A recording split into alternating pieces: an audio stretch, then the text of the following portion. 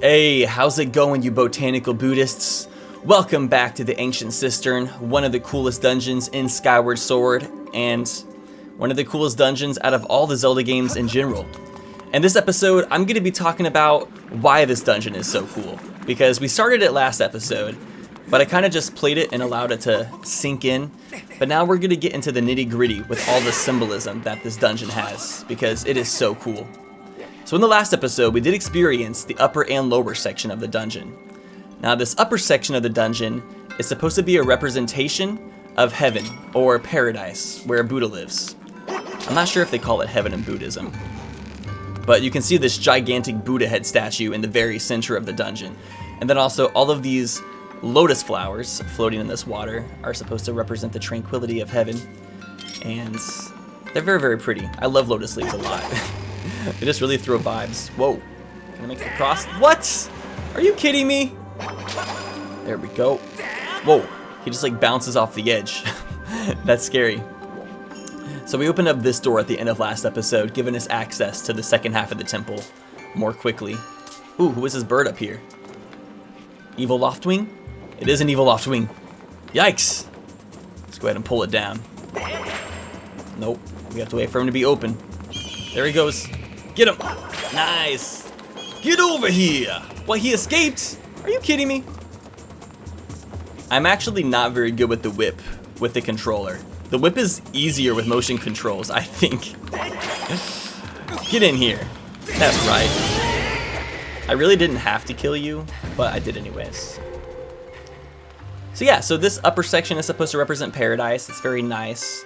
A lot of the enemies that you see up here are not nearly as demonic. Like there's no bokoblins or Lizithos in the upper section of the dungeon. Do I have to go over here? This upper section only has like birds, spiders, dekubabas, stuff like that to make it seem like you're in sort of a Buddhist paradise. I don't... Saying that makes me think of gangster paradise. I'm living my life, living in a Buddhist paradise. So good. But yeah, so there was the bottom section of the dungeon as well, and that's supposed to represent the underworld, or hell. And we'll get down there in a moment, but there's like a lake of blood and all that stuff. And that's where the real symbolism comes in, which I'll talk about it once we get down there, because I don't want to completely spoil it. But we should get down there pretty quick.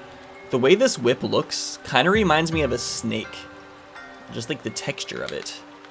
Okay, let's pull this guy upside down. There you go, now you're right side up. You're welcome, little guy. Let's try to climb up here, perfect. This dungeon does have really good music though. I'm not even sure what instruments it's using, but they sound sick.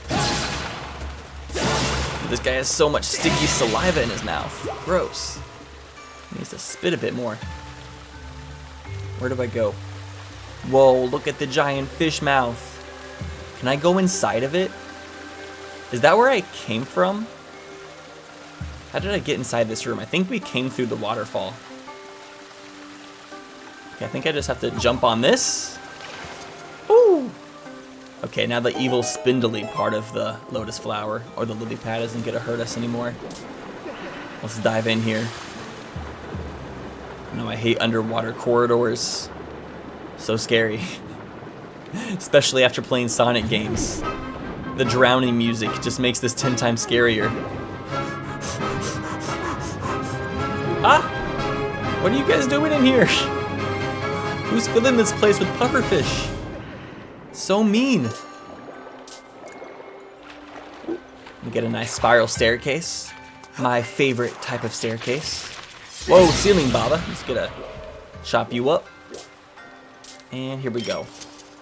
So I'm noticing the trick to the whip is just to kind of like take it slow. You don't want to like flick it too fast. You want to give it a little bit of time. Whoa! The lily pad got excited. Yeah, we gotta go back up there and now we can jump across. Just having a circle around the dungeon. I am getting Great Bay vibes with these geyser levers though. Spinning levers to create geysers that you can walk across that... You spin levers to turn on pipes that create geysers that you can stand on. Seems very Great Bay inspired by me. That's the coolest thing about Zelda games, though, is like how long they've existed and how they continue to build up and be influenced by other games and by itself. I love the evolution of Zelda games. It's just phenomenal. I'm glad I've been here and a part of the evolution since the Nintendo 64 Zelda games. I wonder what it's like having Zelda Breath of the Wild be the very first Zelda game you play. Like, it's definitely a great experience, but you've just missed out on so much history. Okay, we're entering the main room again from a higher standpoint. Oh, got another bitch up here. Alright, show me your tail. Show me that tail. Don't be scared. It's a beautiful tail. There we go. Get wrecked, Trick. He fell for it. Okay, let's take a look around here. Man, I do love having the ability to look around freely in this version of the game. I'm pretty sure you couldn't in Skyward Sword, which is another reason why that game was a little bit irritating at times. You couldn't like truly look around at the universe. And this universe has a lot to look at, so I'm happy we can finally take it in. What's up there? I see something shine. Oh, I think that's a torch. I can't make this jump, can I? I don't think so. I'm not gonna risk it. But as we're playing, I definitely have to be a little bit honest. I am enjoying this game, but I have to say, it's not thrilling me. I am enjoying it more than I typically like Skyward Sword, but I'm noticing that I'm not like, whenever I record this game, before I come back, I am excited to record, but I'm not like dying to play this game or anything like I have other Zelda games. Maybe that's also because I've played this game before, and on top of it not being my favorite game, like it's just a kind of combination of all those things that maybe it's because I've played the game before and it's not as good for me to love my replays of it. But you know, I'm still enjoying it enough to like get through the whole game, and you know, I'm probably still going to 100% it, because a lot of the joy of Zelda games comes from 100%ing them, at least in my opinion. Wait, can I pull this? Hold. Oh, there we go. Well, where are you going, Buddha? Buddha? Oh, he's sinking down into the underworlds. Are those his feet? Buddha finally showed feet. Okay. I see a little treasure chest over here, and I'm curious. The completionist in me is just dying to know what's inside. So speaking of completionism, I still think it's so cool that I got to rent an office at the completionist office for my first year living in LA. Such a cool work environment. That guy works so hard. But hey, it takes a lot of work to complete a new video game 100% every single week and make a video about it. Insane. Okay, we got a red rupee. We made this geyser over here turn on, which I think is just gonna give us a shortcut back up to the top is my guess.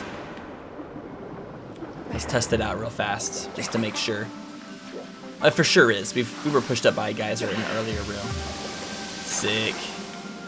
So it looks like we can't cross here. So I think we need to go inside the Buddha statue and have it take us down below, now that it's lowered.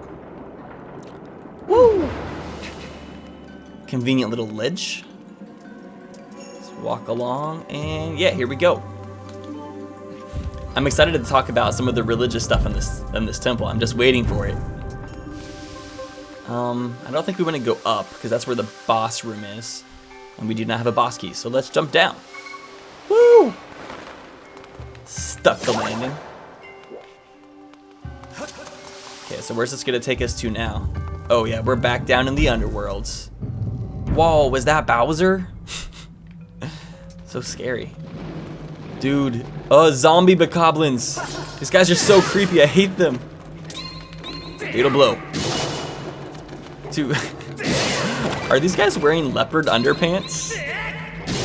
Fashion icons. I need to get myself a pair. I don't think I've ever had a pair of leopard boxers before. Oh my god, he's re-dead squeezing me. What's the best pattern for clothing? Do you guys like stripes, polka dots, leopard print, solid colors? So many options. Do you like floral or Hawaiian floral? I like tropical Hawaiian shirts sometimes. Okay, let's kill everything in here so we can start, you know, just exploring a bit. I'm not sure if I'm wasting my time killing these guys, but I feel like I have to because I want to use my beetle, and I know these guys are going to mess me up otherwise. Oh yeah, so here is the Lake of Blood. We are down here in hell. It's very, very terrifying. Let's go ahead and perform some eye surgery on this man's. He has such pretty blue eyes. They're shimmery like a bluebee. Wait, why does he have hearts back here? Oh shoot, is this the part that I was thinking of? It is. I don't think we're gonna get here for a while, but now that we're seeing this, I guess I can talk about it because this is like one of the biggest religious references in this whole entire dungeon. I was saying, why did they put such a big Buddhist reference in this game when it seems like Nintendo doesn't want to have religious affiliation in their games? So I'm thinking maybe lots of Japanese game developers are Buddhist as well, and they're just more okay with referencing their own religion because they know they're going to do it properly, rather than the fire temple where they just like put an Islamic chant in like a location that's depicts hell and that might rub people the wrong way. I could definitely see. But yeah, so over off to the side we saw like a little spindly thread hanging down, which I can't wait till we get to that part. So pretty much the story or the parable that this temple is trying to depict is a parable known as the spider's thread. And the way the story goes is Buddha is walking through paradise when he stumbles across a lotus pond full of lotus flowers. And he peers through the surface of the pond, and down below he sees the pits of hell and a lake of blood full of many sinners. And among those sinners is a man named Kandata, who is sinking in the lake of blood. So Buddha was considering saving Kandata, and he assessed his life to see if he had any redeeming behaviors that made him worth saving. And Kandata was a robber. He did hardly anything good throughout his whole entire life. Okay, I guess I can't do that. What do I do in here? Came from over there. Ooh, more eyeballs. Let's try this. So Buddha was assessing his life to see like what sins he had committed. Saw that he had robbed people and done people wrong his whole entire life. But there was one instance where he did show mercy upon a lower being, which was a spider that he saw in a forest. He almost stepped on it and ended his life, but he decided to show it mercy. And because Kandata showed the spider mercy, Buddha decided to show the man mercy as well. Oh wow, I'm jinxed. I can't use my sword. That's not blood. Well, I guess it could be blood. That's not normal blood though. Get out of here. But yeah, since Kandata showed the spider in the forest some mercy. Ooh. Wait, how do I put it away? I forget how to put the bomb flowers away. Pick up and put away. There we go. But since the robber showed the spider some mercy, Buddha decided to show the robber some mercy. So we sent a single spider thread down so Kandata could climb back up and join Buddha in paradise. And eventually, we're going to climb that spider thread ourselves. And once we're climbing it, I will finish the story. Okay, we have full bombs now. A gemstone shines deep within the eye. Strike it to shut the mouth and dam the flow. Okay, that's a good hint in case you got stuck in here. I just figured I should shoot it through the eyes because I shot it through the other eyes earlier. Okay, this is gonna make it work. This is a cool room. Look at these big spinny cylinders with the vines. Get out of here. You're not welcome. You know, he was living in hell, so I technically did put him out of his misery. I like how I gave that giant boulder that I just exploded he, him pronouns. We love it. Okay, let's just keep on moving forward through this creepy dungeon. What dungeon do you guys think is scarier? Shadow Temple from Ocarina of Time, Stone Tower Temple from Majora's Mask, or this dungeon? This dungeon doesn't, oh, what? How do I swing better? Oh, I was using the wrong control stick to swing. It's the right control stick. This dungeon's pretty creepy down here, but I think the upper section really balances it out and makes it less creepy. Okay, hopefully we don't mess this up. Where am I going? Am I climbing to the top? What's up here? Oh yeah, then we can jump. Whoa, was that a treadmill? An ancient treadmill, the Ancient Cistern. It's what we've been waiting for. What? Why did he let go? What? Technically, it should be really easy to harness the geothermal energy. Like the lava, the energy that the lava creates. Okay, I don't think we want to climb all the way up. I'm gonna drop on this side. Whee! Cool. This game has a really good combination of platforming and puzzle solving. More so than other Zelda games. I think adding the stamina meter kind of allowed them to want to do that a bit more than they did in the past. Cool. How do I pull it to the side? Whoa. Reverse, reverse. Reverse, reverse. Ah! Damn, that's really fast. Why are there just chains on the walls? No! Oh, he just fell off. Sucks to suck. Not even bothering with you. There it is. We're almost there. I'm so excited. Bring it around. Baby. Are we gonna have to switch the directions a second time? These clever dogs. Yeah, interesting fact is my friend Can, who guest commentated a few episodes ago, I think he practices a lot of Buddhism himself. So, you know, I should have got him on this episode so he could have like further described Buddhism to us, because I don't know too much about Buddhism myself. I like know the basics, but I don't even know the basics very well. I'm sure he could have given us some really cool stories. All right, we're here. Let's kill the fire key so nothing bothers us. So this is the spider thread that Buddha sent down to Candata to save him from sinking in the lake of blood. And now we're gonna hitch a ride ourselves. Let's go. So the way the story goes is whenever Candata started climbing, he started being chased by other sinners up the thread. Other people who wanted to go up to the paradise as well. And Candata, he wasn't having it. He said, "This thread is only for me, bitch." And so he shook the thread and made everybody else fall back down to the underworlds. But because Candata was so selfish and didn't show compassion and salvation to the other sinners, Buddha took note and he cut the spider thread, sending Candata back down to hell for eternity.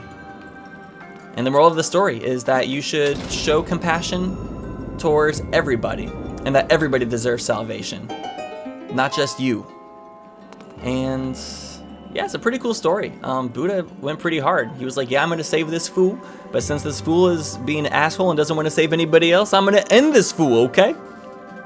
Return the stone giant to its original form and descend below the earth again along the thread. There you will find the key to the path ahead. Ooh. Wait, but how do I send it back? If I raise this lever up, will it go back? I think that's what these larger levers are supposed to depict. Ones that can go back and forth. Except it doesn't really make sense. It's hard to fling the whip upwards. Buddha said peekaboo. So fortunately, Buddha was very nice to Link. He didn't cut our spider thread, so we got to survive. But I think it's really cool how they got to show a parable like that in a Zelda game. I'm here for it. Okay, so now that we rose the Buddha head, do we want to jump back down where we came and go back around? Because now we have another entrance, so we can go back down and see how it's changed. Yeah, I think that's what we're gonna do. Whee! Let go. I wonder if they'll follow me up a second time. This part right here is so eerie though, it's just a pile of bones. But yeah, so overall, that's kind of the reasons why this dungeon has seemed to be one of the best Zelda dungeons. For multiple reasons. So 1, amazing music. 2, beautiful and a lot of design variety. Like you don't see the same stuff over and over again because there's like 2 sections. And then 3, because of all the really cool religious symbolism that Typically, Zelda dungeons don't have that much symbolism, but this one, like, definitely just stuffs it in there. Oh, we can get the boss chest now. Dude, sick. And then the fourth reason this dungeon's so cool is because it has a really awesome boss fight, which I am excited to get to. We got the Blessed Idol. This carved wooden statue looks like it's supposed to inspire gratitude. It also looks like the stone statue on the upper floor. No! Holy crap. What? No thank you. I'm out of here. You guys can get crushed. Link is just watching them. That was morbid. It just had us watch that cutscene until they were dead. Why did the Buddhist statue come back down by itself, though? I mean, I appreciate it. It makes us take a lot less time for me, because this is the room we want to be in now. But it still scares me that the statue has a mind of its own. Unless Buddha has control? I don't know, fam. Got me messed up. The water looks so nice in this. I want to like stick my hand in it because it looks like it's like a thin sheet of water. You know when water is just like coming down a waterfall, but it's like really, really thin, like smooth looking water, and you put your hand in it and it just feels silky smooth and just really satisfying. Okay, gotta figure out which way it spins. Oh, that was easy. That was so much easier. Hey, but that's a beautiful lotus flower. I like how many petal lotus flowers have. And then, oh, that's a lily pad as well. The lily pad's the part that spins. Whoa, what's gonna happen? The ceiling opens. All right, let's go the rest of the way up. Link, you're barely short enough to fit in here. I would definitely not fit. I would have bonked my head. 100%. What does this do? Is there an order for this? I hope not, because I don't know one. Are we at the very top? Whoa, we're really far up here. Look at these views. Drake has nothing on Link. Oh, we're going back up again. Whoever built this dungeon did a very, very good job.